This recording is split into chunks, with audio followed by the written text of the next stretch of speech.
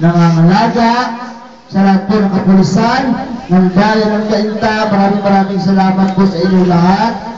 And syempre po sa taong katuwang ko na mag-umpisa nito, Lola Iman, pangatlong taon na po. Maraming salamat.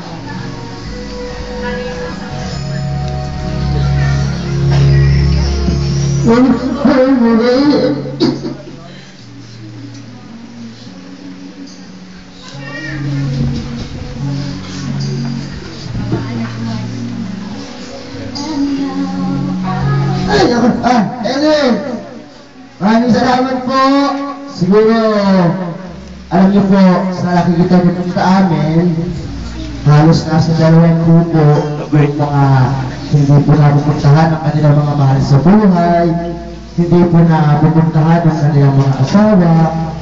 So, sana po, itong aming ginagawa ay umukit sana sa inyong lahat, na hindi po lahat ng nakakulong, nakatulad namin, ikakay nakagawa ng mga karumal-bulban na krimen. Ano po, siguro ito lang po yung kanyang way para turuan kami. Okay? So, palagpalag po natin yung aming mga kasama ngayong gabi. Thank you very much. Thank you. Maligayang Pasko po.